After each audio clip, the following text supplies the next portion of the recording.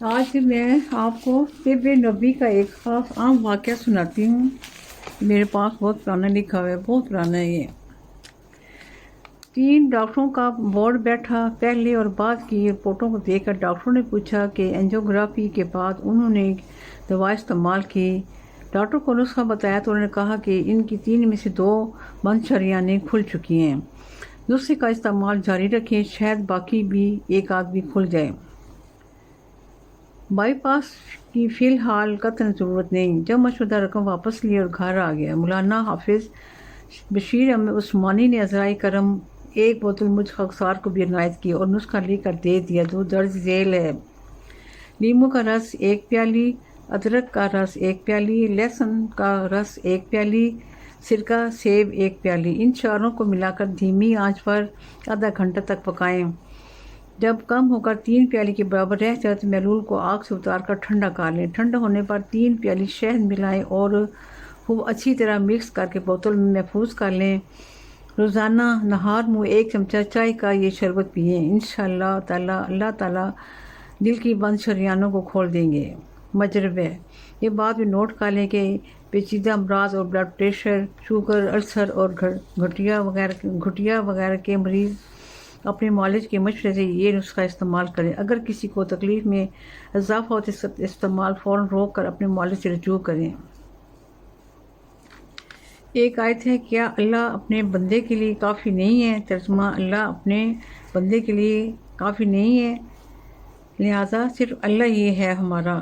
غوث اعظم فرماتے ہیں، سب سے زیادہ بڑا فریاد سننے اللہ ہی کے ساتھ ہے۔ بھلا کون ہے جو بے قرار کی دعا سنتا ہے جب کہ اسے پکارے، اور کون اس کی تکلیف دور کرتا ہے؟ اور کون ہے جو تمہیں زمین کا خلیفہ بناتا ہے؟ کہ اللہ کے ساتھ کوئی اور ہے؟ ہرگز نہیں۔ مشکل کشا، تمام مشکلیں حل کرنے والا۔ اگر تمہیں اللہ تعالیٰ کی کسی مشکل میں ڈال دے تو اس کے علاوہ اس کو کوئی اور دور کرنے والا نہیں ہے۔ اگر وہ تمہیں کسی بھلائی کے لیے نوازنا چاہے تو وہ ہر چیز پر قادر ہے۔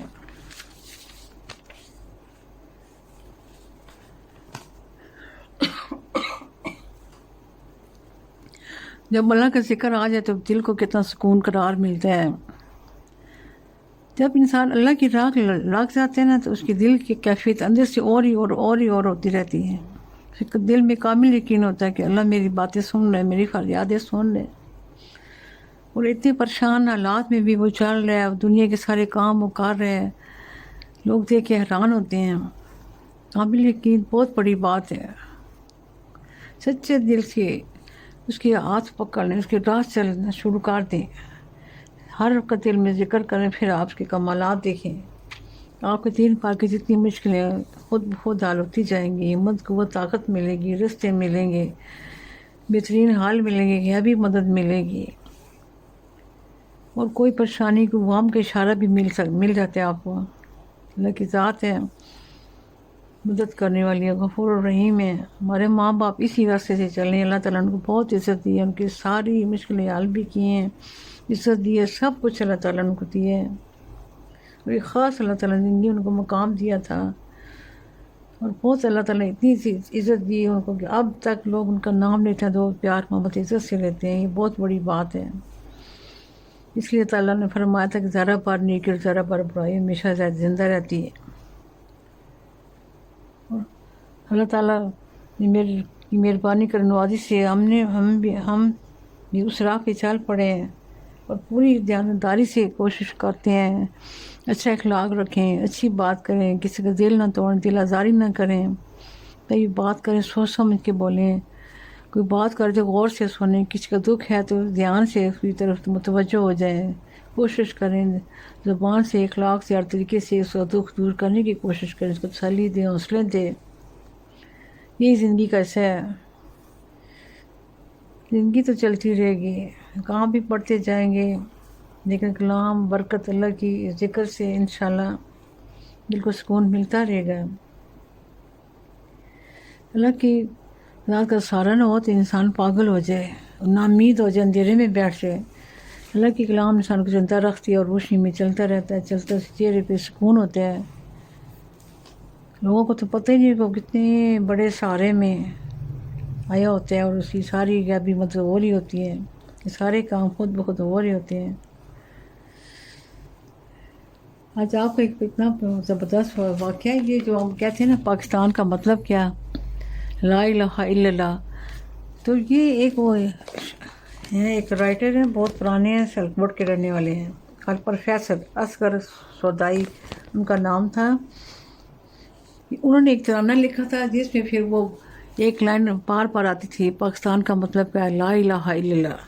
ان کا اتعارف آئے میں بتاتی، میں تو خود پڑھ کے اتنی حیران ہوئی اور اتنی میری معلومات میں اضافہ ہوا ہے. لا زوال نعرے پاکستان کا مطلب کیا، لا الہ الا اللہ کے خالق پروفیسر اصغر سودائی کی ٹھیک 2 روز بعد 17 مئی کو 14ویں برسی ہوگی. پروفیسر یہ گزر چکی ہے 17 تاریخ. لا الہ الا اللہ کے خالق پروفیسر اصغر سودائی کی ٹھیک 2 روز بعد 17 مئی کو 14ویں برسی ہوگی. پروفیسر سودائی نے 1944 میں اپنی طالب علمی کے زمانے میں تحریک پاکستان کے دوران ایک نظم کہی تھی، ترانہ پاکستان، اور یہ بے مثال مصرع اس نظم کا حصہ ہے.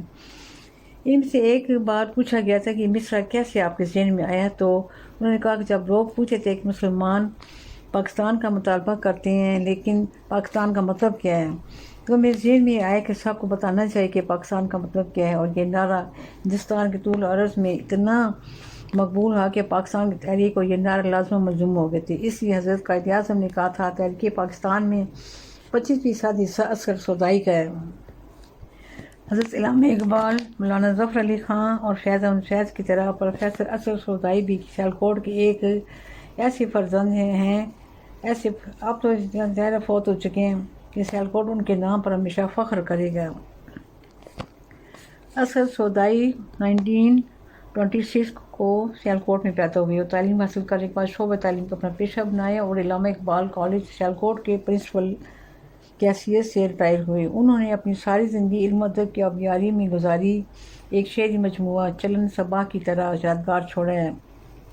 اصغر سودائی تو اس دنیا سے چلے گئے لیکن جب تک پاکستان کا نام باقی رہے گا اور یہ تا قیامت انشاءاللہ تعالیٰ اصغر سودائی کا نام، ان کا نعرہ بھی زندہ رہے گا. پاکستان کا مطلب ہے لا الہ الا اللہ. یہ سارا نکار میں سارا پڑھا اور حیران ہو گئی، لیکن آپ کے دل میں اس بات کو بہت اثر ہوا گا. ظاہر ہے اللہ کے پیارے تھے اور کیسے اللہ تعالیٰ نے کو یہ بات بتائی کہ پاکستان کا مطلب کیا ہے.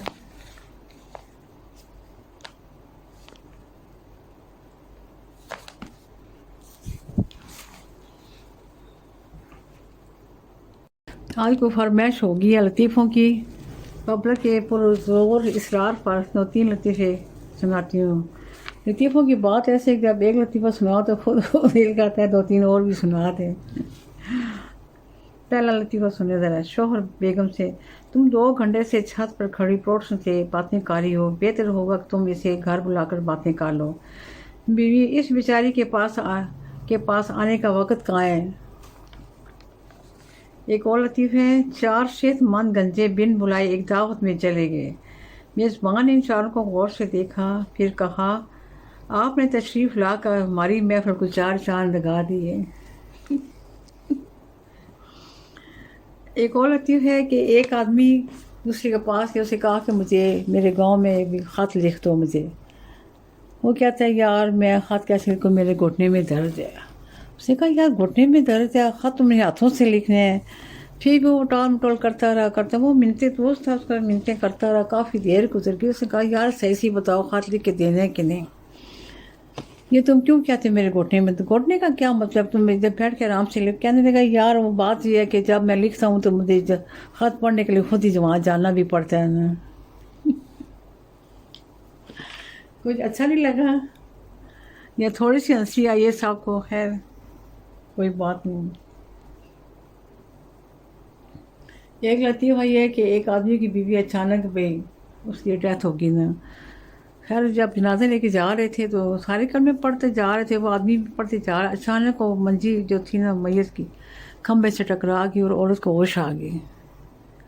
وہ خیر جی واپس لے آئے ہیں. کافی عرصہ گزر گیا. جب دوبارہ سے عورت کو باقی جب فوت ہوگی تو لے کے جا رہے تھے تو سارے لوگ کلمہ پڑھ رہے تھے. تو وہ جو آدمی تھا وہ کہہ رہا تھا: کھمبے سے ہٹ کے، کھمبے سے بچ کے. وہ یہ پڑھ رہے: کھمبے سے ہٹ کے، کھمبے سے بچ کے، کھمبے سے ہٹ کے. تو مصطفیٰ اللہ تعالیٰ معافی دے لوگ موت کے نام ہی ملتی تھی اپنانے انہوں نے پڑھتی اللہ تعالیٰ میری معافی دے. ایسا نہیں پڑھنا چاہیے تھا نا. اللہ سے پھر تنہائی میں اکیلے میں معافی مانگوں گی سعید مثال رکھ کے. اللہ تعالیٰ بچائے ہمیں. شیطان ہے بس اور اگلا دیتے ہیں. چنگا بھلا بندہ ٹھیک ٹھاک چل رہا ہوتا ہے اسے بہکا دیتے ہیں. اب آپ سب سے مدد اور سب سے پہلے اپنے اللہ تعالیٰ سے مدد کرتی ہوں. اللہ تعالیٰ مجھے معاف فرمائے اور ایسی بطلیات سے ہم سب کو بچائے.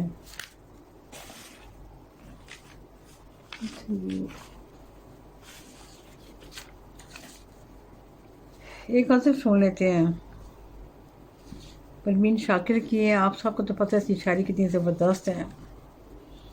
دنیا کو حالات سے امید بڑی تھی پر چاہنے والوں کو جدائی کی پڑی تھی. کس جانے گلستان سے ملنے کی گڑی تھی خوشبو میں نہائی ایک شام کھڑی تھی. میں اس سے ملی تھی خود اپنے آپ سے ملی تھی وہ جیسے میری ذات کی ایک گنگش تک گڑی تھی. یوں دیکھنا اس کو کوئی اور نہ دیکھے انعام تو بہت اچھا تھا مگر شرط کڑی تھی. کم مایا تو ہم تھے ہی مگر احساس نہیں تھا آمد تیری اس گھر کے مقدر سے بڑی تھی. میں ڈھال یہ سمت وعدہ کھڑی تھی پلٹی تو میرے پشت پر تلوار کھڑی تھی. پروین شاکر. اس کی موت کا بھی اب تک مجھے بہت افسوس ہے. اس کا ایک ہی بیٹا تھا. جب پڑا تھا یہ ایکسیڈنٹ میں ہو گئی ہیں تو اتنا دل خوفا ہوا تھا بڑے زیادہ. اب کتنے سال ہو گئے بیچاری کا اس دنیا سے رخصت ہوئے ہیں. اللہ تعالیٰ مغفرت فرمائے.